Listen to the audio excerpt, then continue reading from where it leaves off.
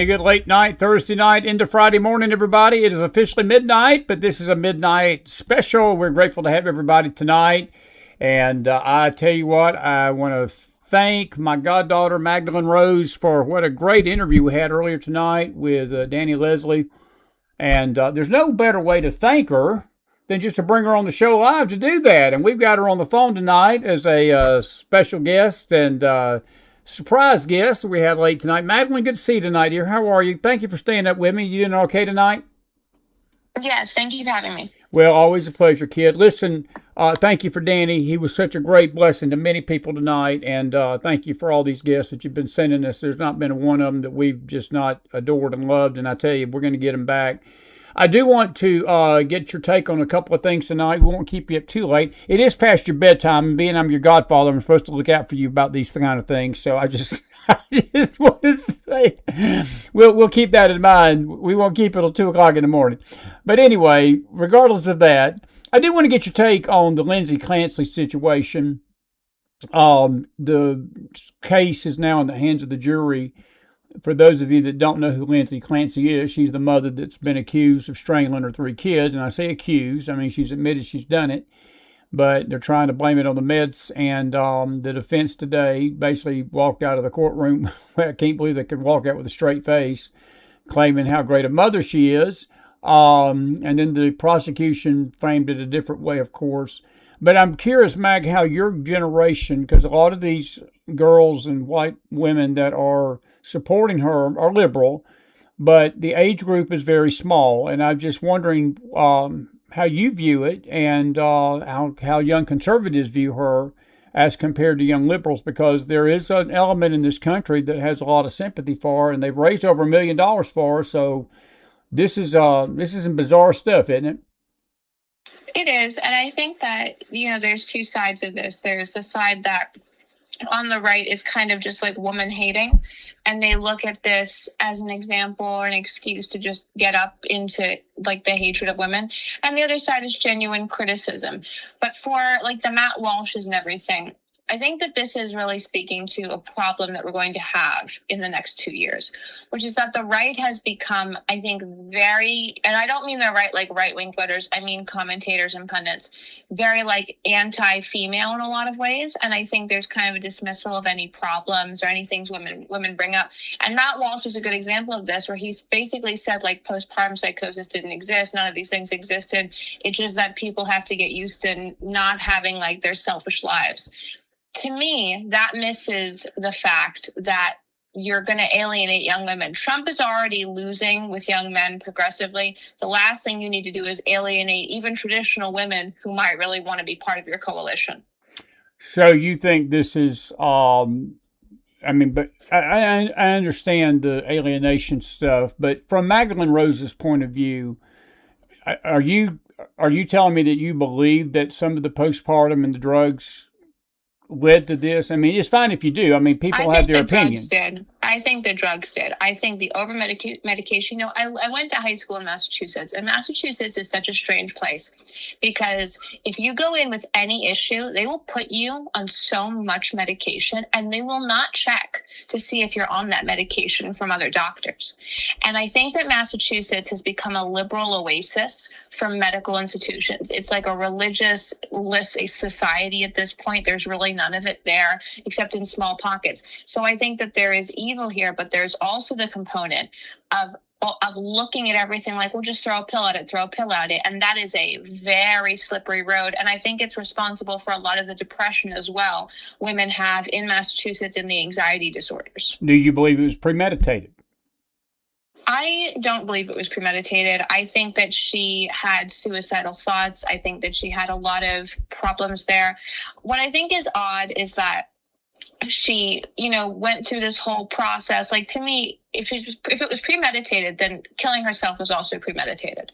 And I look at that and I just think it's a very sad, evil situation on all sides. Because if it's premeditated, then she also planned to kill herself. So to me, like, I think it's just somebody who was either in madness or was in evil, but I don't see the premeditation here. What I think is very bad is that the defense and her defense attorney have decided that they've already won. And they're doing weird things like bringing in TikTok influencers. And it's made them look like a joke. And it's made them look like they're not taking this at the serious level it should be. What about the kids, though? I mean, you got 3 dead kids, and I may agree with, to some degree what you're saying. I understand the drugs. I'm not trying to dismiss that. And I'm not trying to dismiss that she was depressed. I'm not even dismissing the fact that, this girl has got some demons in her head. But you got 3 dead kids, and justice has got to be served for those 3 dead kids. If you were the jury, and I feel like they're going to find her guilty. I hope they do. But what punishment do you give her? Do you put her in an insane asylum the rest of your life? Do you put her in jail? What do you do? I mean, I would put her in an insane asylum, because I also don't think this isn't solved by anything. There's no solution here. There's no happy ending here. I don't think she should be let out into society. And I think the judge, I don't know if you saw like the manslaughter thing that he added in where they can find her guilty of that. I think he's trying to give the jury an out to find her guilty of a crime, but not like the highest level of murder. Because him swapping in and saying you can find her guilty of manslaughter is very odd this late in the game. Even the prosecution was surprised by it. I would not be surprised if he had heard that the jury was struggling with finding her guilty of first-degree murder, and he himself wants her to face justice. So he gave them this like olive branch to still put her in prison, because if he didn't, I think she probably would have walked or will walk. And Magdalene, are you concerned though at all that this will lead to copycat killings? Because if she gets out, and again, I understand, and that's why I'm asking you, because your age group looks at this maybe a little different than us older folks, and it's okay. I mean, I'm concerned that if this goes the way, and even if they put her in an insane asylum, okay, and somebody else out there watching this, and they say, well, she didn't get any jail time for this, she'll spend it, I'm with you. I don't think she'll be let out at all. But is it concerning to you that people are going to try this with their situation? They don't like the kids, and they can use this as a springboard? Because that's one concern I've got about all this. Oh, no, they will. And this lawyer has previously defended, I don't know who it was, but I think the 90s or the 80s, he defended, and he got the first, someone saying that they were not guilty by reason of insanity in like domestic violence murder. He's the lawyer who put this defense on the map. So he's very well aware of this. I think it will. I think that the culture, and this is the other side of this, there is a culture of hating being a mother that is perpetrated on TikTok specifically. Not necessarily other platforms. It might sprinkle in, but it's on TikTok mainly. And it is a glorification of it being okay to hate your children. And it's this culture that's emerged over the last 3 or 4 years. And women will say, like, very openly while holding their child, that they wish they hadn't had their child. So I mean, I'm sure it will cause copycats, but I think it has also done a very bad thing in that it's made it okay to trash your like toddler or your newborn baby and to hate your young child because it's trendy. And when that becomes trendy, it will lead to violence. And that would put a lot of children in danger, would it not? Yeah, and they will. It will. And I've seen videos of women standing there holding their toddler. They usually have young kids, like their toddler, their baby, multiple kids. And they say, like, yeah, I wouldn't do this again. Not saying they wouldn't have another baby, which I could understand, but they are saying they wouldn't have these babies. And this is kind of the ultimate fallout of the final waves of feminism. Women got the rights they needed. They could open bank accounts. They could do those things. Fine. But when you get to the point where now there's nowhere else, but you're still fed victim like content, you're a victim. The next stage of this is that they were victimized into becoming parents. And although it's not the children's fault, if they could erase the children, they will. It's an extremely toxic situation. And I think it will lead to women walking out and to violence against children. Where did these young girls get this hatred from? Is it feminism? Is it the feminist movement? Is it the, and I hate to make it political, is it the Dem Party? Is it the... Where do you think it's come from? Where do you think it's coming from? I don't think it's the Democrat Party. I think that it is women who were moms, let's say, like, in the early 2000s who are now like grandmothers. I think that that generation of women who had children, maybe the late 90s, early 2000s, who are young, hated motherhood for whatever the reason they did, because they were raised by women who either went into the workforce early during feminism and glorified only corporate life, or they were raised by women who were stay-at-home moms who wish they could have gone into the workforce. So this has come from an older generation of women telling a younger generation that they hated motherhood, that it was awful, it was oppressive, it was all these things. And so now these younger women are content creators, and they're basically vloggers of their lives. That's what it really is. And they push out this content constantly. And the trad wife thing, I think, has not been helpful, because the trad wife thing has made it look like if you have a job, if you have any career ambitions, then like you're not conservative enough. It's created a pressure cooker. And the next step is simply hatred of children, because that's where feminism will ultimately lead. Yeah. Well, and that's why I'm so proud of you, kid, because you're a great mother, and I've watched you with that little one, and you know, that's one of the great things I admire about you, of many, and I'm proud of you. And I do believe there is an element of women in this country, Magdalene, that don't feel that way, even though I'm with you with everything you're saying about the pressure cooker.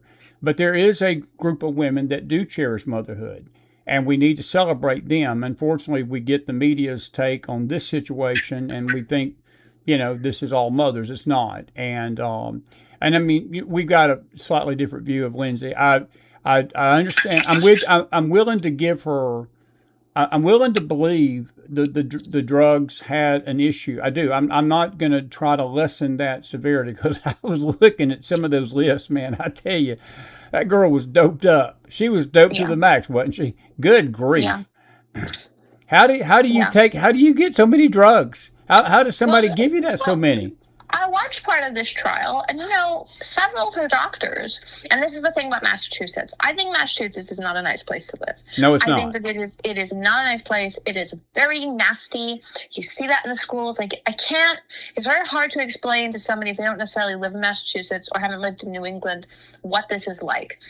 But basically, the doctors testified under oath that several of them, some of them did, but several of them never pulled her medical records, which she signed the waiver to let them do, to see what drug she was currently on. They simply took her word for it. So explain to me how a patient is admitted, and no doctor can test that she was, you know, not particularly centered on reality. A patient is admitted. You never pull their medical records to see if they're already on high-level antipsychotic meds, and then you prescribe more. I mean, the one thing her defense did that was very smart was that drawer from the bedside table, like lining up the pills, all prescribed within a 5-month period. This is what happens in Massachusetts. Massachusetts people all believe they got off the Mayflower, and they act as if they are like the founders of civilization, and it's nasty and it's elitist and it's coupled with this liberal mindset. It is not a good place to live, and it's why they have some of the highest restrictions on vaccines and making your children put anything in their bodies, but will also trans toddlers. It's like a leftist utopia. Yeah, well, and to that point, Healy signed that hideous abortion bill here just a few weeks ago. Yeah, that basically green-lighted abortion up to birth and really after birth, almost like a Ralph Norman situation in Virginia. Yeah. And I do want to ask you about the parallel, because I see a parallel in what's going on with Clancy, and I see what a parallel was with that governor. Magdalene, in both cases, life was discarded. And as you said, Massachusetts seems to be a hub for this. And I've got dear friends up there. We're going back up there this fall to hold a prayer faith event. And every time I've been up there, I'm going to tell you something. It's palpable evil near Salem and east of Boston. You can feel it, right? You can feel it. You can feel it. You can literally feel it, the evil that is in that state. And it just makes you wonder. I know the spiritual forces behind it, but there's some political demons up there that run in the state and these towns, are they not? Well, they are. And you can feel it. And it's a twisted place. And I think that there is an idea in Massachusetts. Like, liberals will say that the Nordic countries and California are liberal utopias. I don't believe that for a second. Massachusetts is their liberal utopia. It is a society and a state that is small enough to control, with harsh enough weather that you can keep people inside enough. It is a place where the industry is suffering because it's not Hollywood. There's no Hollywood in Massachusetts. There's some writers, but there's no Hollywood. The industry is mental health, wellness, suffering, education. So think about that. Perpetual education, which then there's no job markets except for really high-end ones you have to have connections to get, leads to depression, and it continues to spiral. Yeah, I'm not going to disagree with that, and I know some people I love very dearly up there won't disagree with that either, because that's a nasty state, and one of the reasons I feel like the Lord's leading us back up there. Listen, another thing, and good, thank you for your thoughts and honesty about Lindsay Clancy, and I'm willing to listen to all views. Mine, your perspective is a little different, but I get what you're saying. I do. I get what you're saying, and I guess we'll see what happens in the jury. And you, as you said, it is interesting. I did not know this until you mentioned it. The judge gave them the out to give her for manslaughter. Do you think that the manslaughter is even worse, though, because that would lessen her sentence, would it not? If she gets convicted of manslaughter, could she possibly get parole, or what would you think would happen if they did that? I'm not sure if that means she goes to jail if she's found guilty of manslaughter, or if it means that she goes to a mental institution. I think if she's found guilty of manslaughter, it is an indicator that this judge has been very good. He's been very wisdom filled. I think he has good discernment in this. It's an indicator that the judge saw where this was going, and he saw that the prosecution was not going to prove because also this jury is 9 women and 3 men. So you have a very female stacked jury. The foreman of the jury is an older woman. You look at that jury and you realize what the defense has done very well. I think the judge saw early on this was not going to go to first-degree murder. The prosecution wasn't going to do it. And I will also say something that's very not politically correct here. The prosecutors are annoying. They picked 2 women to be the prosecutors of this case who are annoying. They're snarky. This has not been helpful. And I will tell you, looking at this on TikTok and seeing how it's played out, she looks very sympathetic with this man defending her and her sadness, and these 2 prosecutors look snarky. So I think that was a mistake. I think this judge has done a good thing with the manslaughter case, because I don't think she's going to be found guilty of first-degree murder. I'm not going to disagree with that. With our justice system and and being in Massachusetts, I wouldn't. I don't doubt it, and that's the nutty. And again, though, we got 3 kids dead. To me, that's my heart tonight. But anyway, listen, I want to ask you about mail-in ballot situation. President Trump gained a huge victory this week with the Supreme Court. Post office cannot. They have to have verification of ID before they send a mail-in ballot out. Of course, Arizona and some of these blue states are screaming voter suppression like I knew they would. You think this is going to make a difference in the midterms? Does this help? Does it not make a dent? Or where do you think this ruling takes us? I think it helps in the long term, but is it in time to get something changed for these midterms? Because the Democrats cheat, Mag. We know that. They cheat. They use these mail-in ballots. They've used them in 2020. They tried to do it in 24. It didn't work. But they're going to try their best to mail in as many mail-in as they can. I do believe they cheated in California with the mail-in ballots with Pratt. I do. Yeah, and it's interesting you mentioned Pratt. Spencer Pratt's an odd thing here, because he was very on the cutting edge of marketing, and he is very, very smart and played this well, and I think he sort of lost his way a little bit. I don't think his messaging is disciplined. I'd like somebody at the RNC to go help him. That's just a side thought that I've had while watching this recently, because I think there's a lot you could do there. But in terms of the mail-in ballots, I don't think it impacts midterms. I think that Democrats will do what they do in midterms. And the evidence of this is even in red states, sometimes we lose because the Democrat machine is too powerful. And that's happened in Georgia in 2020. That is a red state. Everybody knows it. everyone. We couldn't win Georgia because the infrastructure of lies and cheating that they had in Georgia was so big, led by Stacey Abrams, who's apparently disappeared from planet Earth since then, that we couldn't overcome it. And that's the question here. Are Republicans ready to fight in institutional strength in corruption that Democrats have in red states? No. I think we have a much better chance than we had under the disaster show, as you and I talked about, of Ronna McDaniel and those types of people. But I think it's still an upward battle.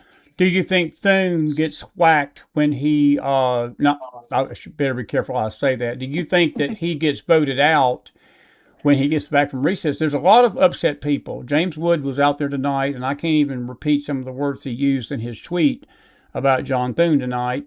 I am boiling mad about the Senate leadership. We have had the most feckless Congress. Look, we've had no recess appointments. We're still giving $40,000 a month to the Taliban. It's insane what this Congress has not done, and the Senate. And John Thune has sit by and let bills just sit on his desk. It's almost like, and I guess what frustrates me with Trump, look, President Trump, all it would take would be one visit to the Senate and take out 5 senators and say, listen, all we need is 5. Vote him out. Get him out now. Look, we're in September, buddy. We got 2 months. We got 2 months to the midterms. And even getting him out now is no guarantee that we can get all this stuff done in 2 months. But I do think somebody like a Mike Lee, somebody like a Rick Scott, I'm not saying Rick Scott's perfect, but I do believe Trump needs somebody that's got the mega feeling in their bones and doesn't care about the press, doesn't care about the media, and they're going to basically kick butt and take names later and fight. And this is what frustrates the living bejesus out of everybody right now, watching them on recess while the damn machine is out there basically running over us like a freight train, headed to taking the Senate and the House. And I don't know if and we talked to Nicholas Giordano, professor, Tuesday night. He made a great point. Magdalene, it's like the Republicans are sitting back thinking, well, these crazy commies, these crazy socialists are running. So we don't have to do nothing because people, we're just going to throw our hat in the ring come November, and people are going to think, well, we may suck, but we're less crazy and less radical than the left. And I tell you, that's not a winning proposition because they underestimate the craziness of this country. The crazy country will elect these socialists if we keep not doing something because these socialists are resonating with a lot of people more so than we may think. That's what my opinion is. What's yours? Yeah. I mean, I think John Thune is a disaster. I think John Thune is a ridiculous low-energy failure. I don't understand it. I don't understand how a president who spent, so many months viciously attacking Jeb Bush for being low energy back in 2016 is tolerating this. But I think Trump does have a certain level of, I just can't fix it anymore, which it can read very apathetic. I do think there is a factor here of on some level he's given up on some things, and he's just trying to focus on what he perceives as his legacy. I think Rick Scott would be a very good Senate Majority Leader because I think the Senate would be run like a business as much as possible, and Rick Scott knows how to do that. Turn Florida around after bad economic times and the horrible hurricane damage. He knows how to do that. He knows how to win competitive races. And Rick Scott warned us. Like, I remember the video of Rick Scott afterwards saying, look, I tried. I know what's coming, and I tried. So think about the fact that Rick Scott knew this so early on and that it would be such a disaster. Like, he knew that very early on. So I think Rick Scott tried. I think John Thune is only in that position still because Trump maybe doesn't care anymore. And I think that's sad, but that's how it reads to me. No, when you say don't care, does he not care about the midterms, or do you think that I think he doesn't care about the leadership. I think he doesn't care about the battle anymore. I think unless it is indirectly in front of him, and there's been a lot of reporting about this, he's kind of like the Republican Party is so corrupt and such a nightmare, there's nothing that can fix it. So I think it's not apathy towards the country. It's that this chamber, these senators, like there's no point anymore. I think he's so burned out, he doesn't care anymore. But what happens if the Dems take power? Because Well, that ends of this course. disaster. I It's a know. disaster. Yeah, of course it is. But you and I know that. You and I know they will drag him in, and they will drag in his family members, and they will torture him. I am not apathetic. I am fully aware of what occurs, and that the entire thing will crumble. The MAGA world is an odd place, though, because they'll run, and I mean they meaning Trump's team, they'll run on the language of, if we don't win, they'll put us in chains and kill us, which is true. And then they get in office, and suddenly they have dinner with Hakeem Jeffries. No, I'm with you. It's and so thank you for strange. mentioning that. What did you think about the Jared Kushner Hakeem Jeffries meeting? Was that nutty? I mean, it's ridiculous. It's ridiculous. So you spent all of 2024, rightly so, like I agree with them about it, telling us that, we're ultra MAGA, as Biden said, well, backlit red with Marines in the White House. How that was okay, still don't know. But, he'll say all these things. He'll make it clear that they'll hunt us to the ends of the earth. And then, they get in and it's like, let's go to lunch with Hakeem Jeffries and hey, Elizabeth Warren's okay. It's just, I don't know anymore if they lie when they're on the campaign trail or when they get back into office, they just don't even care anymore. Stephen Miller is a perfect example of this. Have you seen his wife's podcast? No, I have not. Okay. His wife has this podcast. I believe this podcast is part of the reason we're at war with Iran right now. Because when this podcast began, Stephen Miller stopped paying attention to anything other than promoting it and getting Hollywood deals. And Stephen Miller was one of the non-interventionist voices in the White House. So when this podcast began, Katie Miller's show, Trump stopped caring about hard right things. So I think Stephen Miller abandoned ship. And all the neocons flooded in and took over, and now Donald Trump just floats along in the Atlantic, and we get what we get. Pretty wise take on that, kid, and it does make a lot of sense. And I do sense what you do too. I have been shocked that he's not fought harder for these Republicans, and I'm beginning to wonder if you're right. I do, but Magdalene, he's got to realize the cost of what's going to happen if these crazies take over, and if they get power. Look, it is going to be 2 years of impeachment. Of course trials, it is. It's going to be dangerous. And it's not just going to be dangerous for him, though. It's going to be dangerous for his followers. Dangerous for all of us. All of us. Of course it will. When Kai Trump, his granddaughter, went on that red carpet at the ESPYs and said she doesn't really think about politics, I'm like, this is nothing against her because she's very young, but I realized then that the Trump family has lost the plot. For her to not realize that politics and our fight as conservatives is why her grandfather is not in prison or dead, and for her to not understand that is such an insulting thing to say when the country has ripped itself apart in defense of your family, that to me made it really clear that whatever the Trump family is discussing, whatever's happening, they don't either get the danger they're in, they think they'll get out of it, or maybe they're just so burned out. But that was an indicator to me. I think that was kind of the problem there. Well, if that's the case, we're all in a mess, my buddy. That's all I got to say. Listen, I'm going to keep you about 5 or 10 more minutes. I do want to ask you about Hassan Piker. Did the Democrats successfully distance themselves from him, or do you think that his stink is going to stay on them till November? Because that's what they're all doing now. They're all acting like he's anti-Semitic and radical. And this vile individual, I guarantee you, if they get power, they will be right by his side, and he will be right there in all their campaign events. And I don't think that they are truly distancing themselves from his views. They're just distancing themselves from the stink that he's causing. And that's typical politics. It's why we hate politicians. It's how we hate politics in America. It's the toxicity of it, the deceitfulness of it. Do you think it works? No, I think Hassan Piker is odd because I've seen Democrat reporting that I've watched and read where Democrats do not want this man involved with their party. They just don't. They are horrified and they can't get rid of him. Because for what Nick Fuentes and his ridiculousness, he's like the squirrel rat hiding in the basement lecturing the world on things, and he really is. It's just so enraging to me. For everything we deal with Nick Fuentes, they deal with Hassan Piker. So, like, sometimes I see moderate Republicans and Democrats, like, slightly in agreement on things. It's like Black Twitter, when Black Twitter was the only one that knew that Jussie Smollett was obviously lying about being attacked. And Black Twitter was like, we see you conservatives. He was not out there in Chicago at 2 a.m. in the freezing cold getting, like, a Subway sandwich. Not true. Like, that's what we're dealing with here. So we have Nick Fuentes and that cross to bear, and they have Hassan Piker. I do think Hassan Piker's followers, though, sometimes leave the basement and go do things and maybe, like, march and things. Nick Fuentes' followers have not yet proven that they leave their, Squirrel King's basement place.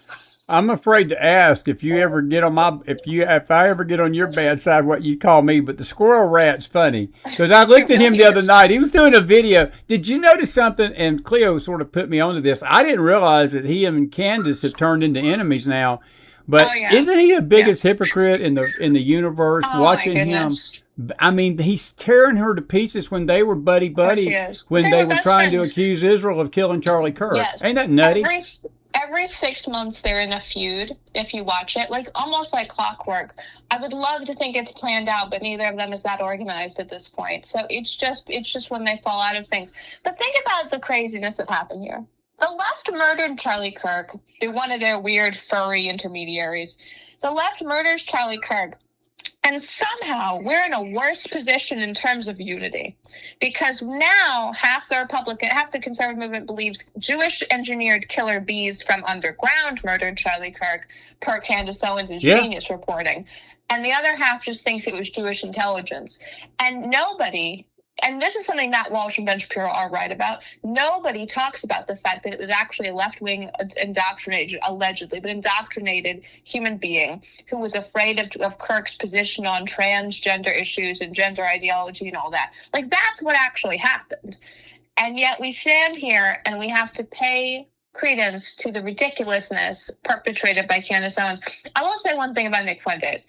Nick Fuentes never liked Charlie Kirk, but he did fight very hard to get into young conservative events and everything. Like, he has lived a true life of oppression. Charlie Kirk just slapped him down over and over the years. So he doesn't really owe Charlie Kirk anything. Candace Owens would be like a waitress without Charlie Kirk. So the idea that she's now torturing his poor widow and fatherless children is, like, uniquely disgusting to me.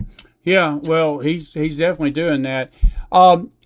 Macklin, how did we get to this place of, I've thought about this last year. We're coming up on a year, the 10th of September, of Charlie Kirk's death. And it was right after that assassination that we had the rise. Tucker went nuts. Candace went nuts. Fuentes went nuts. The Hodge twins went nuts. We had this surge of anti-Semitism. It was already bubbling before the death. But it just seems that this last year we have seen some of the most asinine, crazy things from these podcasters and these influencers that I can ever. I've been doing this for 10 years now. We'll be coming up on 10 years in 2028. We're 9 years old in January, and we'll be entering our 10th year. And I've seen these podcasters come and go. We're sort of the tortoise and the hare, and we're the tortoise. We've been slow, we've been steady. We've not maybe been the flashiest, but we've kept our content very square, and we've tried to speak truth. And if we have found out, we've had guests on that have been crazy and said crazy nut stuff, we just don't have them back. And we delete it, and we go on, and we pick up the pieces. But we've tried to run a decent, clean show for 10 years. I have never seen in this journey, this last 12 months, how nutty the internet has gotten with these theories and the number of people. It's just like the ladies in pink standing outside Lindsay Clancy's courtroom and raising $1 million for her. I cannot understand how we have got off base as a country like this.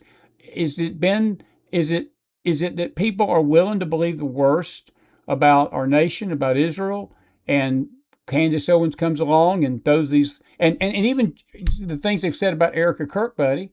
Look, I've never seen a widow be treated like this in somebody who's lost their husband. And not Erica Kirk may not be everybody's cup of tea, but she's not a killer. She didn't kill Charlie Kirk. As you said, a left-wing loony killed him that's basically hated his trans views. But you got people believing that Erica Kirk was in on all this. And how did we get to this nutcase place that we're at in America? Unfortunately, some of this is because Charlie Kirk built an influencer conservative world. And I warned about this for years, and people were like, oh, you're just jealous of him. And I was like, no, this is a problem where he took influencers and through the Turning Point media machine made it seem as if they were extremely powerful because they had a lot of views. And because of that, what has happened is conservative commentators used to have to be scholarly people on some level. They used to have to come from a background, like they could be self-made, but they had to be like finance, world affairs, something. They had to have something of substance. That disappeared in the Turning Point era. So what happened was this machine that he built, that he would have claimed if you asked him, has now needed to be fed. And the thing that people don't realize is how many of these influencers were on the Turning Point payroll. Erica Kirk cut a lot of those spots because she didn't think it was necessary, because she's also very naive in this. So when she stopped the payments for a lot of these influencers, I think Muslim countries started paying them. And I think that Qatar started paying them. And I think Qatar started paying Tucker quite a bit. You know, the Tucker thing is really, I'm glad you said like he went crazy, because he did. He went crazy. Like we're at a point now where you're supposed to believe that Winston Churchill is the enemy of the world, that Hitler, we should have been aligned with Hitler, that technically it's all this bad stuff about Jews. I mean, it's just Nazism. If you boil it down, it is Nazism. And that's what they perpetrate. That's what they push out. I feel that Erica Kirk was greatly misled in some ways by Charlie about the extent of his influencer operation. And you ask like why they went crazy. They stopped getting paychecks and they started getting paid by other people. And that's where I think Candace also was jealous of Erica because Charlie married her, but everyone else went crazy because of the money. Yeah, good. I'm not going to disagree with that, and it's just nutty. You know, the COVID thing, Cleo just put a post out there, and she's right. You know, the COVID distrust didn't help, and I think that the COVID situation drove a lot of people to believe in the worst about things and the establishment institutions, and these conspiracy crazies came along, and people were willing to listen to it. The Q movement didn't help. And, you know, Magdalene, I couldn't believe, and I'll be the first to tell you, when the Q movement first started and I heard some of the stuff that the Q movement was pushing, you know, I would say for the first sort of short time at the beginning, it's not that I believed it, but I wanted to believe it. I wanted to believe the bad guys were going to go to Gitmo. I wanted to believe that, you know, there was a work behind the scenes, that all the bad guys were actually, you know, being set up. And then I realized we were all being taken for a bunch of fools, and we just were believing a bunch of garbage. And the more that we pushed back against the garbage, the more crazier they got, and it just started dividing the mega movement. And I look at the Q movement as part of what divided the mega movement in 2020. And it's some of that stuff has sort of waned, but some of it's not. And I just think that we're in a perfect storm of you know what right now in this country. And the internet could be used for so much good, but it is being used to destroy so many lives and so many minds, both young and old. And it's sad to me that people have got the brains they do and believe the stuff they do today. It's just absolutely insane. If I can comment on the QAnon the thing as well. I remember during 2020, you could not explain to a person that Trump had no plan to win the Rust Belt because they would say, just trust the plan. And so what happened here, we would sit there and I could say to somebody, hey, like, love Trump to pieces, gonna vote for him. He is not going to win Michigan. We have a problem. And they would say, trust the plan. And Trump White House officials knew this and they played into it. And there is a great article about a reporter a photographer who was one of the main photographers during the 2020 election, I think with the AP, very neutral, who said when he went into that Trump war room on election night in 2020 to photograph, he was shocked by how unconcerned members of the staff were. And he's like, I've covered other elections. Even if you think it's a slam, you're still concerned. And he asked them why they're not concerned. They were like, well, we're just trusting the plan. So think about how infectious this was, that senior seasoned political operatives who are very smart, have a lot of ability, were basically saying, oh, Trump will win because of QAnon. And they offered no subsequent explanation. I used to say to people, what is QAnon? And they'd be like, well, it's a prophecy that Trump is living out. And because of the prophecy, he doesn't have to campaign in Michigan. So, like, let's not forget what's been used against us by conservatives. And the left wing, to their credit, would look at this and be like, you all are crazy. Like, you know, this is insane. So the left didn't do it. We did it to ourselves with QAnon. No, I'm totally amen that. Totally amen that. And you know what's so crazy? What you just said is what cost Hillary the race in 2016, because there was a part of her that had the same arrogance about Michigan, Wisconsin, and Pennsylvania. She didn't campaign there because she thought that she was the Clintons and she thought she was entitled to those states. And lo and behold, she wasn't. And I think Trump got the same mentality in 2020 to a degree. And boy, politics is a crazy business, isn't it, kid? It sure is. Yes, no, it is. Well, listen, it is. And go ahead. You want, no, go ahead. Go ahead. No, go ahead. I will say this as well. The senior people who were running the Trump 2020 campaign, like Brad Parscale, who was the director of digital, I remember saying to you, this man has simply not built out anything digital. It doesn't exist. It's not real.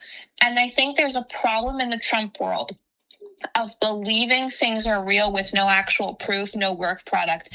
I see that happening now. Like they're talking about, we've won in Iran with no proof. We're winning in all these places with no proof. As that continues, Trump's approval ratings will fall. And I think it's a tragedy. This was supposed to be his crowning era, like American golden age was back. And I really hope this ends and there's a turnaround, but I don't think he necessarily has the energy to fight as hard as he would have to at this point. I think when me and you talk in 3 months from now, by November, that's 2 months from now, and we talk on election night, because you will be on my election desk, I hope. We'll be covering it with Leslie, you, and James Akers, I hope, again this year. We had to tell you, that last election in 24, we had all three of y'all. It was good. We had so many compliments. I mean, even my brother don't compliment me for nothing. And he called me up and he said, hey, I watched the election coverage, bro. He said, I was proud of you. And I thought aliens had invaded his body and been taken to Mars or something. They had probed him and put something in his head and came back. I said, are you actually my brother? So it was good. But listen, Ken, I want to thank you for being with me tonight. I know it's late.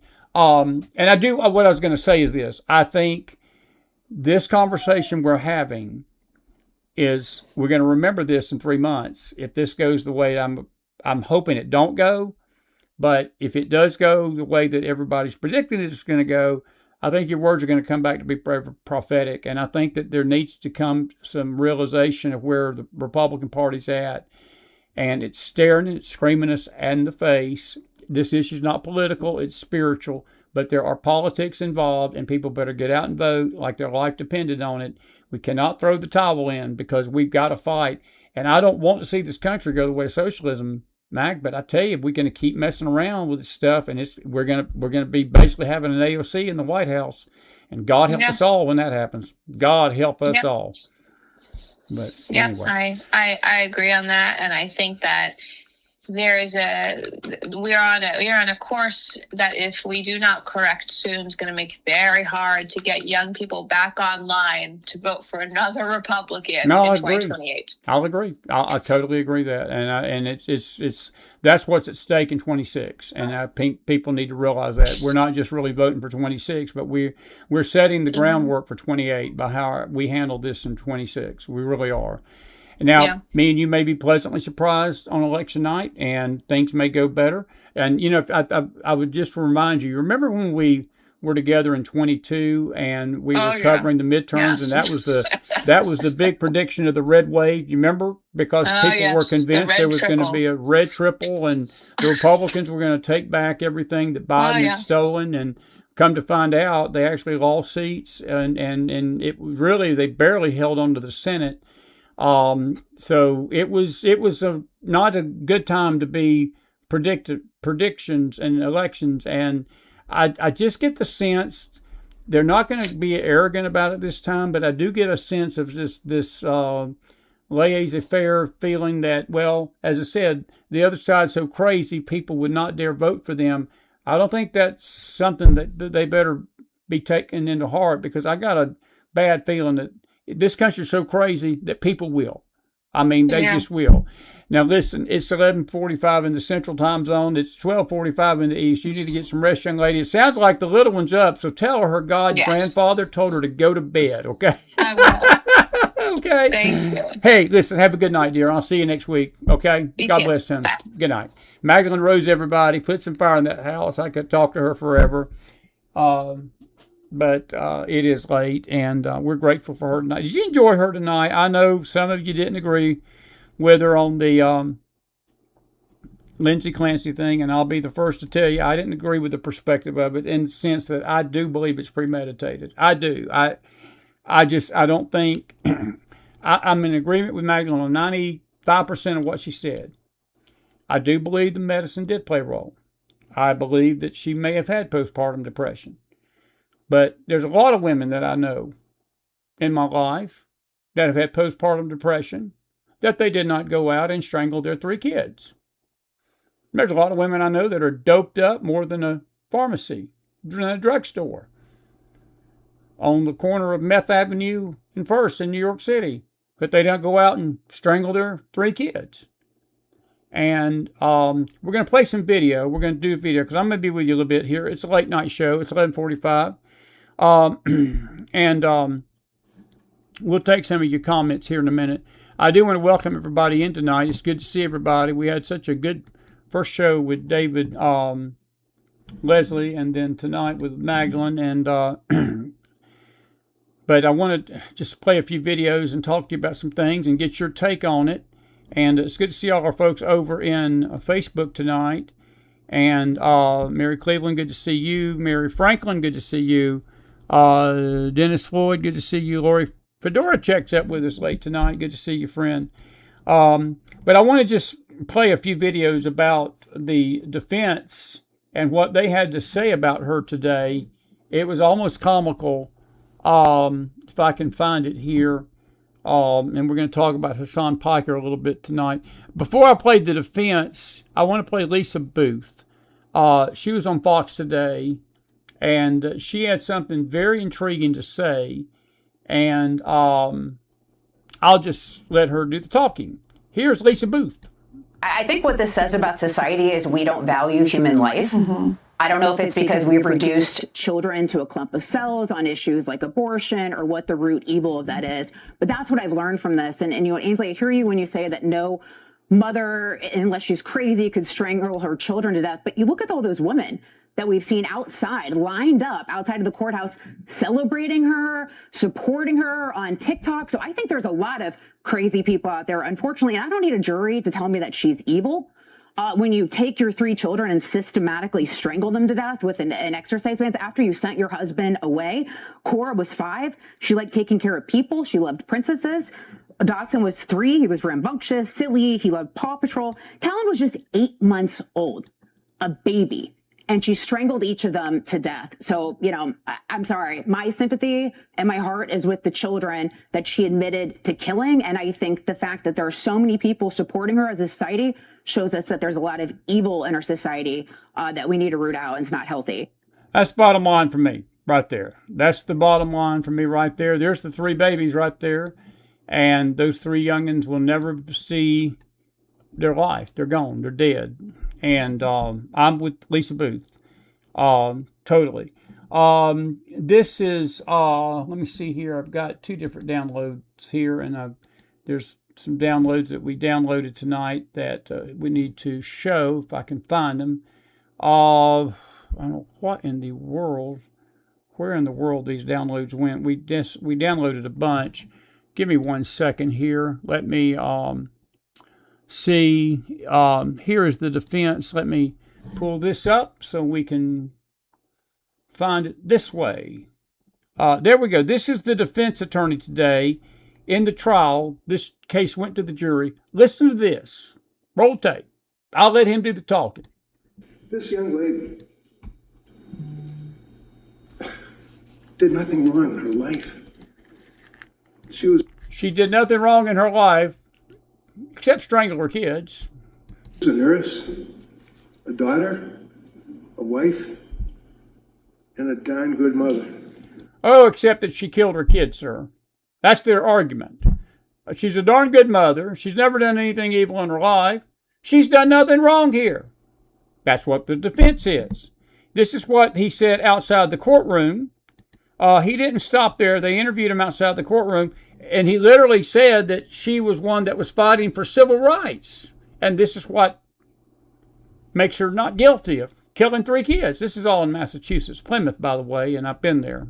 Much. You're the best thing for women's health ever. Thank you. Ever. Appreciate it. I asked you this morning, Mr. Reddington, what you hope to convey in the closing. You didn't really have an answer. No, I don't. I hope to convey that I truly, care and love. I love her. She's just such a marvelous, sweet, innocent person. A marvelous, sweet, innocent person. Except she killed 3 kids, sir. Other than that, I guess she's fine, right?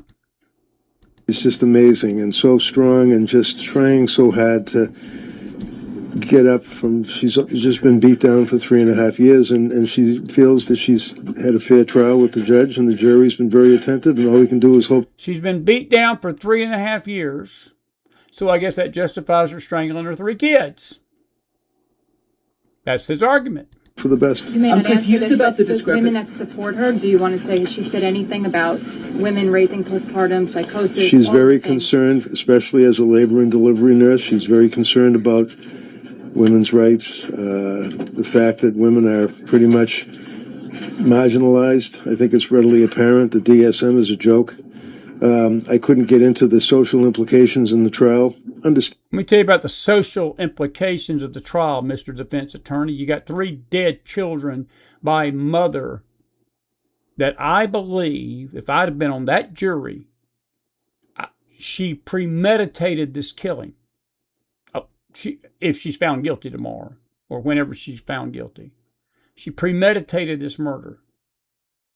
That's the social impact of this. You're going to have copycats out there doing this stuff, thinking, well, I can claim I've got postpartum depression. I'm drugged up and I'm doped up, so I can do this, and I can get away with it because I need to go to Massachusetts and do it. That's the social impact of it, not her fighting for civil rights. She has no idea what civil rights are. She killed her kids. Understandably, but if the United States would take a lesson from Europe, Belgium, England, France, Peru, a lot of these countries, they take care of their women that have psychosis, keep them with their babies. They don't rip the babies away from them and put the women in jail. Lord have mercy.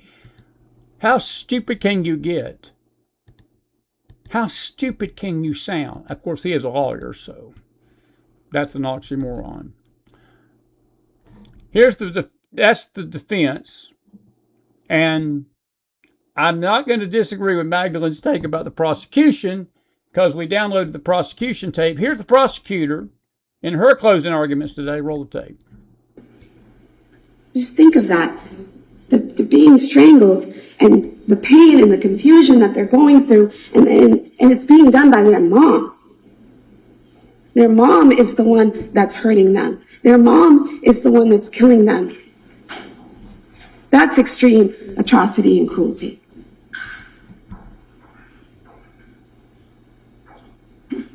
She didn't see them in that moment as individual human beings with rights, with dreams, with futures, individually belonging to them. You heard about the 3 kids. Cora wanted to be a doctor and a mom. Dawson wanted to be a firefighter. Callan never got the chance to dream. Who knows what future he would have dreamed for himself.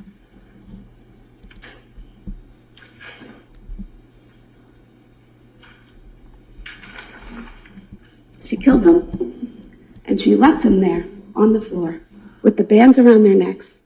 She didn't bring them up to their beds and put them with their favorite stuffed animal and cover them up gently and lovingly, leaving them peacefully there. No. She left them discarded on the basement floor like broken toys because she was done playing the game. You know to a moral certainty. She is guilty.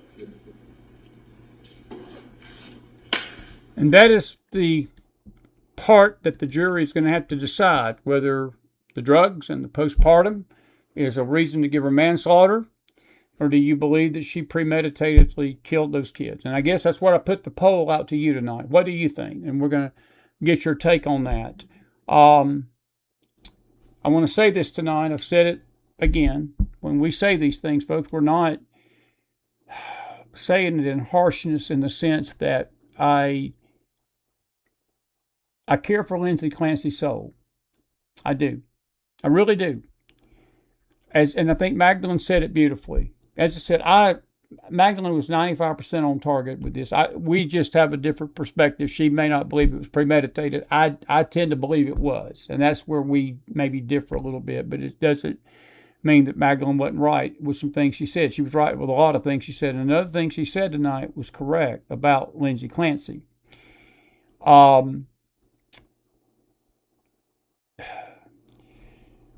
I care about her soul. I care about her soul. And nobody wins in this. That's what Mag said. And she's right. There are no winners in this. Even if she comes back, if they come back with a first-degree murder verdict tomorrow, or whenever they come back, it will not bring those 3 kids back. None of what they do, if they charge her with manslaughter, it's not going to bring those 3 kids back. What we as a society have got to look at is, are we going to allow this kind of behavior, though, that you go out and kill 3 kids, and we pat you on the wrist, and we send you away to an insane asylum, and look, folks, there's no guarantee if she gets in that insane asylum that she won't get out. And that's the other messed up thing about our justice system. There's never an end date. There's always an end date to everything. And with appeals and with this crazy court system that we've got, and it being Massachusetts, there is no guarantee that even if she gets a life sentence, that she will not one day get out and have kids again. So while I have great sympathy for the family, and I pray for her soul tonight, I pray justice will be done for those kids. Now, if that makes Chris ugly and hateful and all in somebody's sight, so be it. So be it. My heart breaks for those 3 right there. And there is nothing more precious. You know, we sang a little song in Sunday school. Jesus loves the little children, all the children of the world. Red and yellow, black and white, they are precious in His sight. Jesus loves the little children of the world. They are precious in His sight. That's never changed. And it never will. It never will. So there's no winners here. And I just pray justice is done one way or the other. I hope it will be. I guess we'll have to wait and see. This is something weird going on tonight in our country. We've got good being called evil and evil being called good. And then you've got Kathy Hochul basically telling the people that are helping ICE, we're not going to go after the killers and the rapists and the murderers and the pedophiles. We're coming after you. Roll the tape. And we will not sit idly by when ICE commits atrocities on our streets. We will not allow local cops to be diverted as ICE agents to conduct civil immigration enforcement. To keep crime down, as we have been doing, we need local police focused on thwarting local crimes. Local police, local crimes. Not conducting civil immigration enforcement, not chasing Stephen Miller's inane deportation quotas. And that's why this year I championed a new law, banning agreements between local law enforcement and ICE. Today, that law becomes enforceable. That means starting today, ICE can no longer use locally funded police to carry out the Trump administration's aggressive immigration agenda. Local cops cannot be ordered to aid and abet an out-of-control agency with an $85 billion budget. Local cops can no longer be deputized to participate in disorderly raids that too often descend into chaos and violence. As I said at the top, local police will assist ICE only if a real crime has been committed. But on civil immigration matters, ICE is on their own. Let me be clear. Any police department or sheriff's office that disobeys this law, that maintains any agreement with ICE, will face legal action. Not the criminal, not the pedophile, not the rapist, but the person helping ICE. How those people behind her could stand there with a straight face is beyond me. That's the law enforcement people in New York. We're going to try to get Mike Simonelli on next week or the next, talk about this with us. Mike's retired law enforcement in New York. That's disgusting. She's disgusting. New Yorkers, she's your governor, though. You put her in power. But that's where we're at, folks. That is sad. Here's to Scott Jennings tonight on a CNN hack about the mail-in voting thing. Roll the tape. So, A, Trump and his coalition do better in higher turnout environments. Not this election. There are people crossing over, and independents not when he's on that are going. Ballot. There's no proof of that when he's not on the ballot. And independents You're proving my point. The point is, if turnout were higher, his party would do better. She's arguing erroneously, without any evidence, in a reckless fashion on this network, that somehow the President of the United States is trying to stop people from voting. There is no He's trying to evidence limit of that voting. He's whatsoever. absolutely trying to limit voting. The only people. Have you asked the president this directly? Because he is trying to limit voting. The only people they care about are people who shouldn't be on the voter rolls, like illegal aliens or people who aren't eligible to vote. And the problem with the mail-in ballots, which are inherently less secure than voting in person, is that in a lot of states, they don't clean up their voting rolls and they send out millions of mail-in ballots to people whether they ask for them or not. And many addresses get multiple ballots, and there's a lot of live ballots out on the street. These states refuse to clean up their voter rolls. That's absolutely true. And you have to ask yourself, why would you want fraudulent registrations on your voter rolls? No why one would you fight no to one wants protect that? fraudulent. No one wants that. They sue about it all the time. And that is Scott Jennings. By the way, let me remind you of something tonight, and I don't know. This is Jamie Raskin. Speaking of voting and the Democrat Party, they've created a monster, but according to Raskin, this is all about having a big tent. Having a big tent for the commies. Roll the tape. The Democratic Party is a very big tent. It's a very big tent because there are a lot of people in it, and they're just like, any big family Thanksgiving dinner. There can be arguments and people jostling, and there's unruliness, but fundamentally, we all believe in democracy and freedom and the progress and prosperity of our people. And I've been very impressed by Abdul's extraordinary career as a public health servant. Yeah, I'm sure you are. This is Debbie Dingle today telling the reporters, don't ask me any questions about Hassan Piker because we Democrats, we don't agree with Hassan Piker. That's a lie. Roll the tape. I'm done. So don't any reporter ask me again about Hassan Piker. It's not what November is about. Republicans are trying to make it. They're trying to divide us. And we got to stop letting them try to divide. Wow, that's rich. So what she's saying is that the communist, socialist, jihadi push in the country's not dividing us. That our parties, we're all in on the commies, so we're not divided over that. But these Republicans that are bringing it up, that we're backing the commies, they're dividing us. That's politics at its best. And that's America right now. And I got something to say about that. This is Al Sayed basically distancing himself from Hassan Piker. Roll tape. I think for a lot of us who've been watching politics over the last 10 years, or even before that, there's always this question of like, how or why are people so angry at all of it? And I think it's because too often when you hear politics covered as sports, right? Like Hassan Piker is a streamer. in California. You would think, if you turn on any media, that this whole campaign is about a streamer in California. That's not what this campaign has ever been about. This campaign has always been about the ability to afford your groceries in Michigan, the ability to send your kid to a good school in Michigan, the ability to see a doctor in Michigan. Those are the questions I'm interested in answering and asking. So that's what we've been doing across this campaign. And so, you know, I'm less interested in going to the sort of like tabloid version of our politics where we cover this as like, oh, who's in, who's out, who's up, who's down, who's talking to who.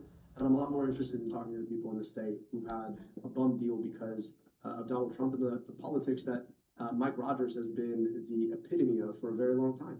Yep, and that's what they're doing.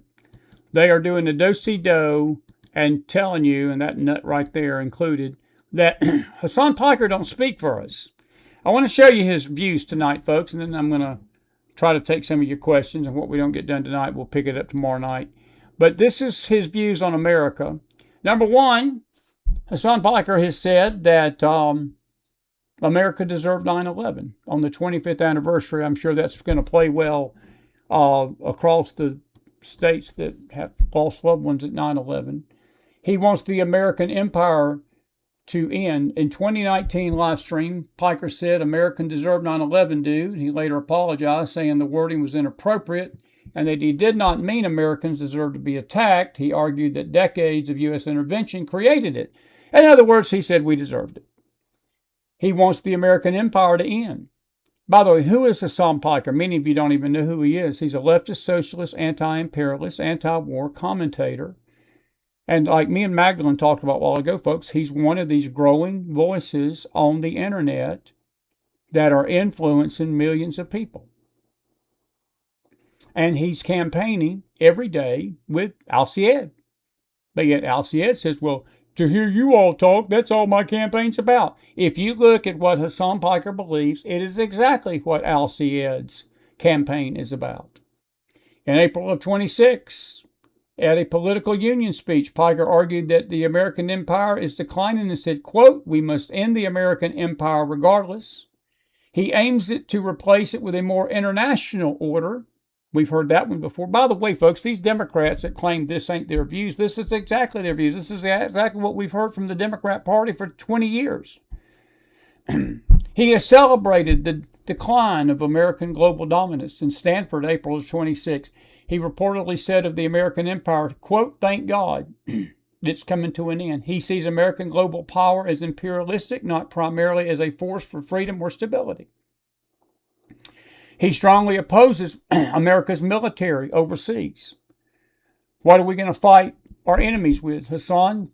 Spitballs? What are we going to fight crime with here in the country? Spitballs? He argues that America's military bases and interventions and drone warfare and the world police mentality.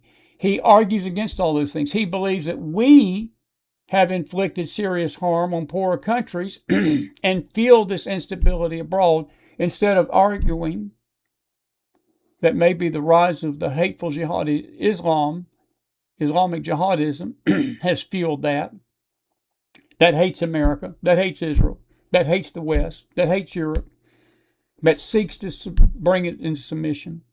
He's deeply critical of American capitalism. His politics are socialist, leftist. He favors greater economy. He has wanted an expanded welfare state, a strong labor rights, while criticizing the capitalist forces he believes dominate U.S. politics. His criticism is not just to Republicans, but it's mainly about Donald Trump. He claims that he's not a Democrat and regularly criticizes Democrats, but very little of his criticism. It's all about Trump. It's all about Trump. But this is the biggie. He's intensely critical of the U.S.-American relationship. He hates Israel. He's very anti-Semitic. He's pro-Palestinian. He's anti-Zionist. He has made inflammatory statements comparing Hamas favorably with Israel, which he calls provocative, but he says he's not anti-Semitic. When you tell us that Hamas is a good organization and was justified doing October the 7th, let me give it to you in crayon, Mr. Piker. You are an anti-Semite. as all of you out there that say the same garbage.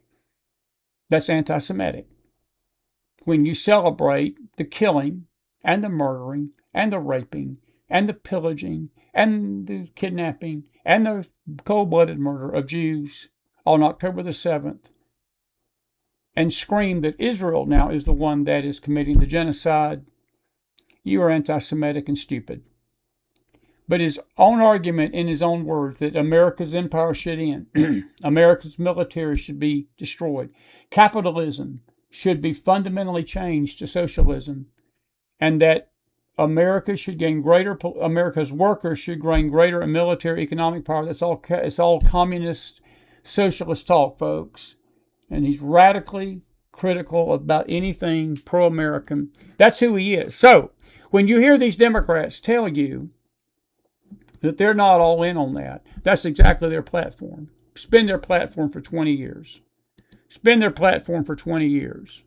So, that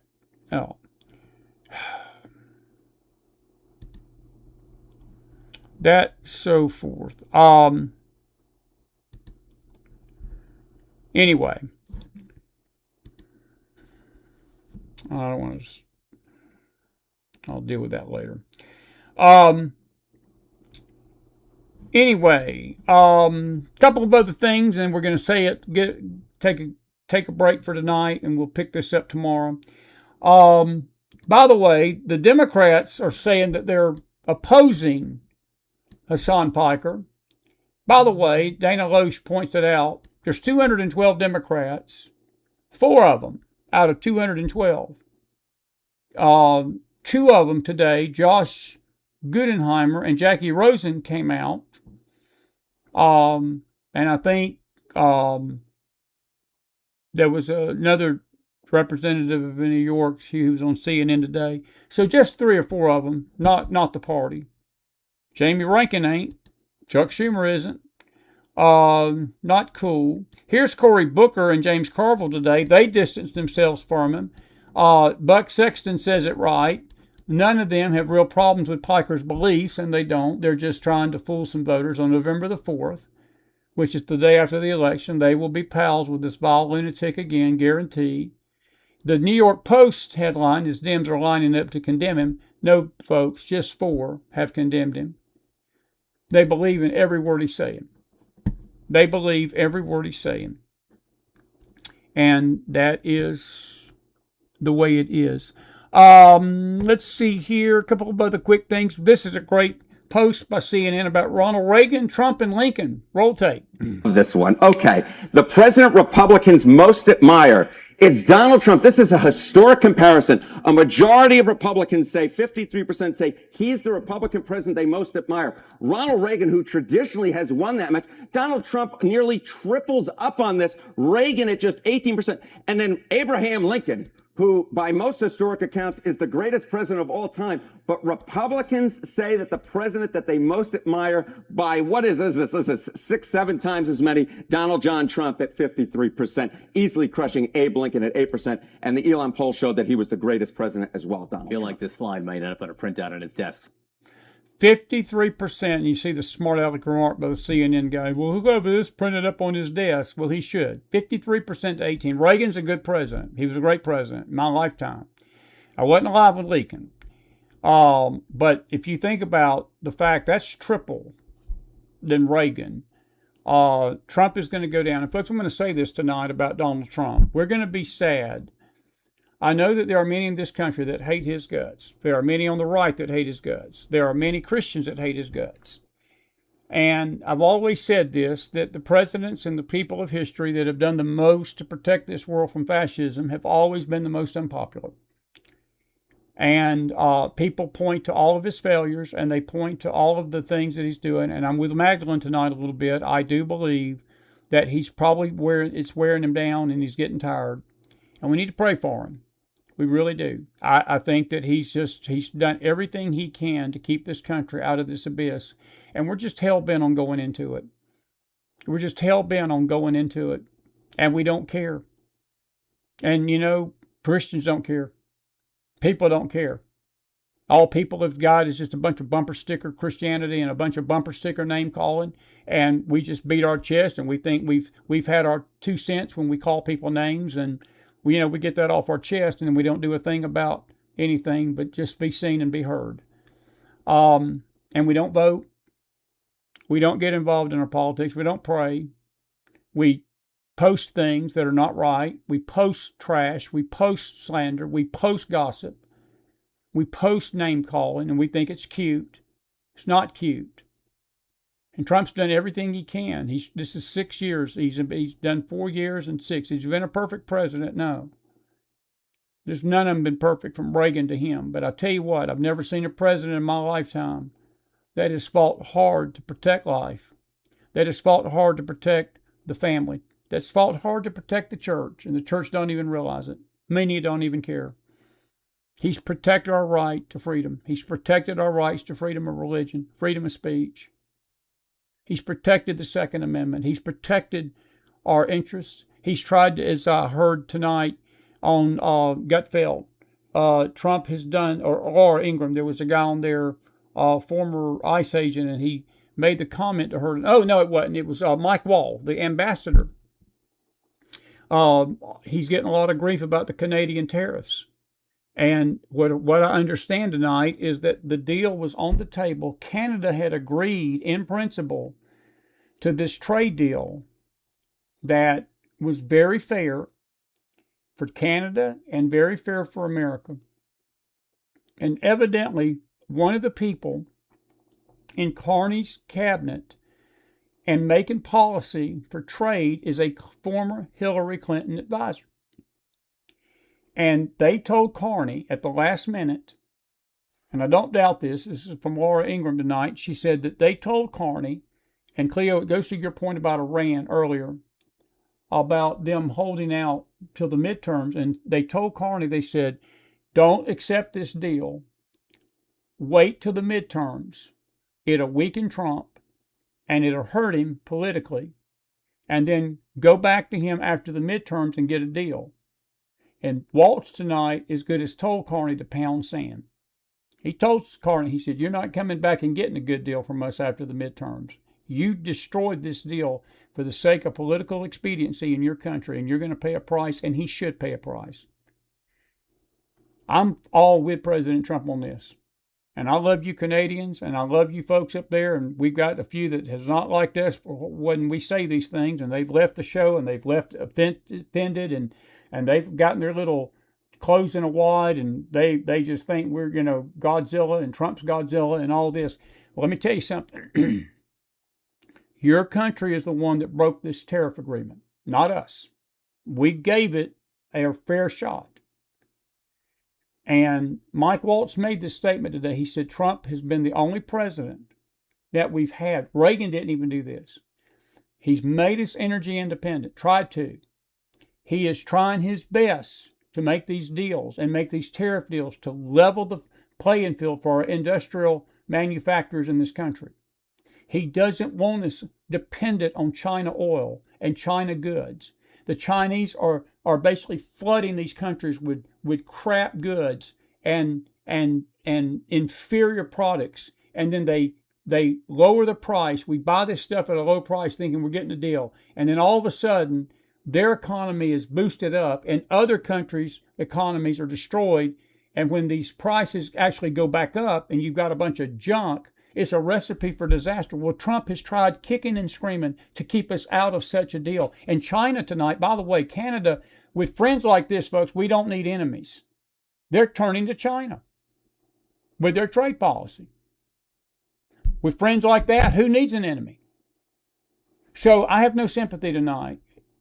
I love you folks. And Darlene from Canada, she knows that this it's not directed at people. It's not directed at the people of Canada because a lot of people are not happy with Carney. But the government up there has brought the wrath down on them with these tariffs. They did this themselves. We did not break that agreement. We had the agreement on the table at the last minute, within hours of this agreement being signed at midnight last night. Carney walked away from it. He said, no, we don't want to do it.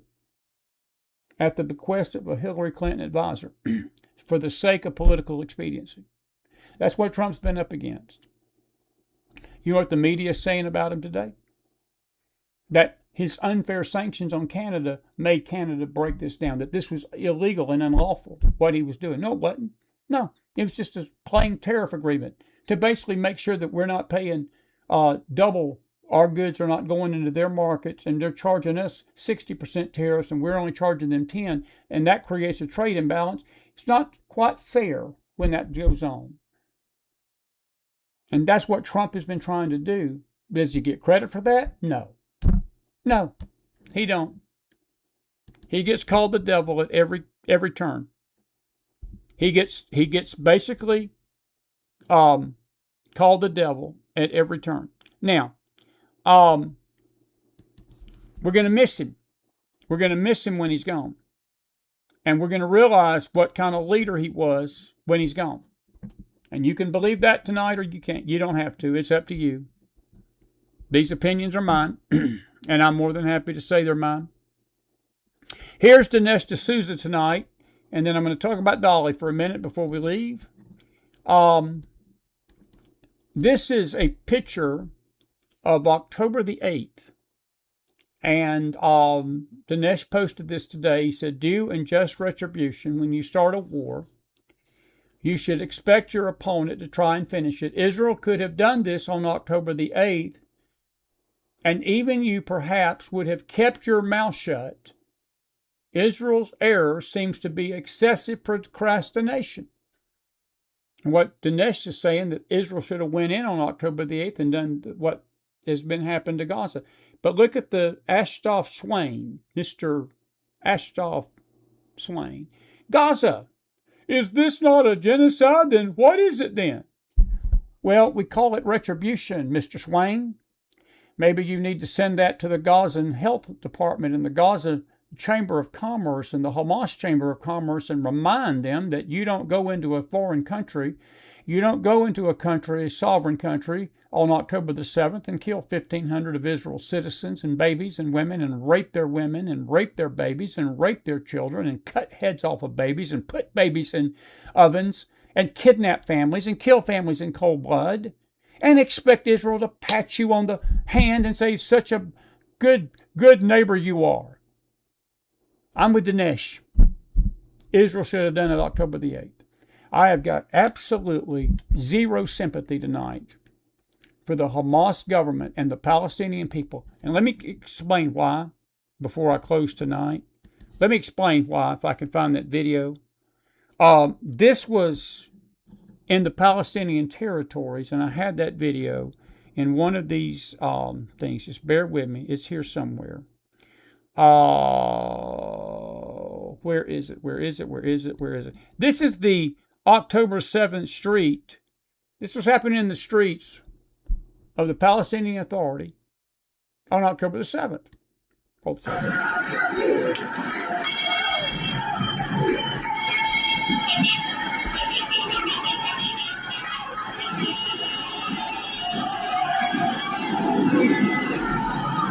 You say, what is that?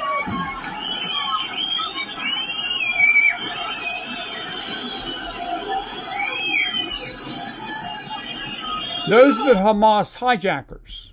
They were basically being held as heroes in Gaza. And when you hear the fact that it was just Hamas that was part of this, folks, it was not. It was the Gazan people. It was the Palestinians. It was Hezbollah. It was all of them. They were cheering. So, the next time you hear that Israel committed a genocide by Christians and by pastors, remind them that you don't get to dictate the terms of your destruction when you destroy another nation neighbor. When you go in and do what you did on October the 7th, you don't get to dictate the terms of their response. Mr. Swain, your tweet is directed at the wrong people. Hamas did this, not Israel. Hamas did this, not Israel. And I'll say it to my grave. That's what I'll have to say to my grave. All righty. I'm going to save my Dolly comments till tomorrow night. It's late. I'll leave it alone for now. Some of you ain't going to like it. Most of you not going to like it, but that's all right. Listen, I hope you've enjoyed the show tonight. Magdalene, thank you for being with me. Hope you've enjoyed the videos. We've got some other things to show you. We'll pick it up tomorrow night. I'm sure there'll be news tomorrow. And so forth. President Trump has had some victories this week. By the way, I do want you to listen to this guy right here. This is a pretty good guy. Watch this. Good thing before we wrap it up tonight. Went viral. I've had Dearborn Christians come out from the north, south, east, and west, and they're afraid. I want you to think about this for a moment, America. Think about being in a Christian nation, being afraid to talk about Christ. I want you to just think about that for a moment. I'm having people say, I'm with you, but I'm afraid to say it. I'm with you, but I'm afraid to be by you. I'm with you. This is how we know we are in a two-tiered system, because in a Christian nation, we're afraid to be Christians. My name is Pastor Lorenzo Sewell. I'm the senior pastor of 180 Church here in Detroit, Michigan. Also, the 47th inaugural pastor for President Trump. One of the examples that I see of Sharia law happening right here in the Metro Detroit area, remember, Dearborn Heights, and Hamtramck represent majority Arab communities, the only 3 majority Arab communities next to the Middle East. So I want you to think about that. In the city of Hamtramck, you are allowed right now to sacrifice animals, literally. Number 2, halal meat. If you go to a public school, you are literally eating meat that's sacrificed to idols, because according to Sharia law, that's what? That's lawful meat. And I believe the most concerning to me is the call to prayer. There is no other place in the world that you can go and tell. That's America, folks. That's Dearborn, Michigan. That country, although you are a majority Christian country, you can't go anywhere else in the nation and tell that country they have to change the way they express their religious beliefs. Right now, the city officials in Dearborn specifically, they are giving Muslims preferential treatment. Now, how do I know that? This is how I know that. Being a black man in the city of Detroit, we go to Dearborn. We know that the police know how to enact justice in Dearborn. They know how to pull you over. They know that if they catch you shoplifting, we've had black women that tried to elude the police and lost their lives in the city of Dearborn. So as a black man that has grown up around Arabs my entire life, I know that the Dearborn police can enact justice. So when someone is being assaulted and nothing happens, when someone's being assaulted and the police choose to look the other way, you can see clearly a two-tiered justice system. So the city council, instead of them renouncing Sharia law, they are actually upholding Sharia law. I see the city council upholding Sharia law through things like the call to prayer, through things like halal meat, through having more Arab writing than they do actually English, by having the chief of police talk more about protecting the rules of Islam and Islamic leaders instead of protecting the rights of all Americans. So you can see clearly when someone speaks freely, they can be attacked and it be justified. I can give you a clear example.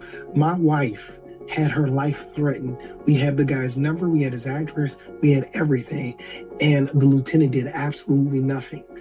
So that's how you can see a two-tiered justice system.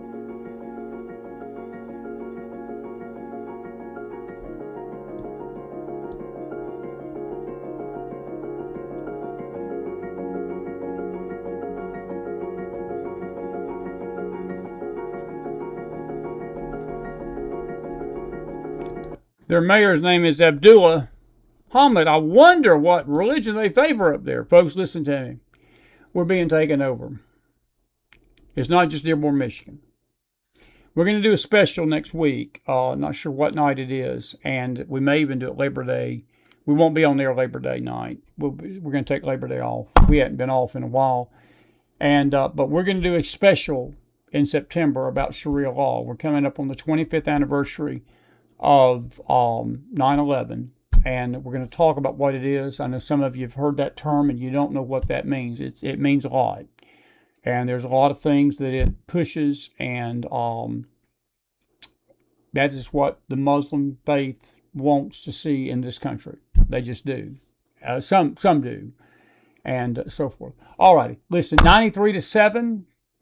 93% of you only had about 14 vote that you believe that the murder of those babies were premeditated, and 7%, probably that's 1%. That's one or two of you that said no, and that's fine. You're entitled to your opinion, and that's why I put it out there. And I guess we're going to find out what the jury thinks in the next few days in this trial. I just want to say it again, folks. It's about those kids. Justice for those kids. And I do pray for Mrs. Clancy's soul. I don't have any hate toward her. I have deep sympathy for these kids and that husband that's grieving. But I am disgusted with the people that are making her into a martyr and a hero. I have an extreme problem with that. And that's a different discussion than the case of Lindsay Clancy and those babies. I can separate the two. Some can't. But we need to pray for all parties involved. I just pray justice is done in the sight of God and for this country's sake. Because if she gets away with this, I'm telling you something, folks, it's going to open a Pandora's box, and you ain't seen nothing yet of what's going to happen with mamas. They're going to say, you know something? She did it. Magdalene made a great point tonight. I hope you listened to Magdalene. She was wonderful. There is a growing trend of mamas that hate being mothers. They've been convinced that that's evil and that's bad. So why be a mother? Let's just kill my kids. And it's happening more than we may think. And I pray that this doesn't add gasoline to the fire. But I'm just praying for all the parties involved. And again, I'm not going to be a Matt Walsh and call her every name in the book and call her evil. What she did was evil. What she did was evil. And I don't care how the defense frames her as some bastion of civil rights, or she's a good lady, she's never done nothing wrong, she's a good mother. No, she ain't a good mother. She killed 3 of her kids and left them in the basement floor. So spare me the crap with that. But I do pray for her soul. And you should too. God bless you. God bless your families. God bless this great nation of America. Did you enjoy the show tonight? If you did, put some fire in that house. And Bear, I'm with you. Justice.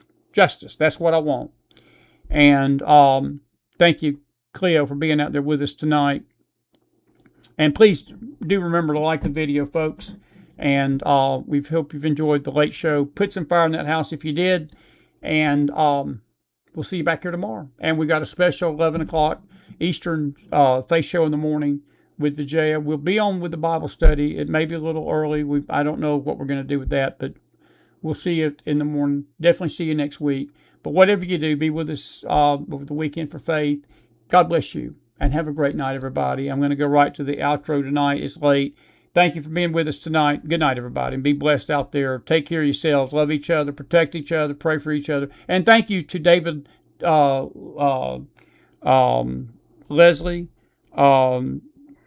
tonight. Or Danny, not David, but Danny. Danny Leslie, what a great guy we had earlier tonight with his testimony of faith about his wife's death and how he handled that and how it brought him to Jesus. So grateful to see him. Good night now. Take care.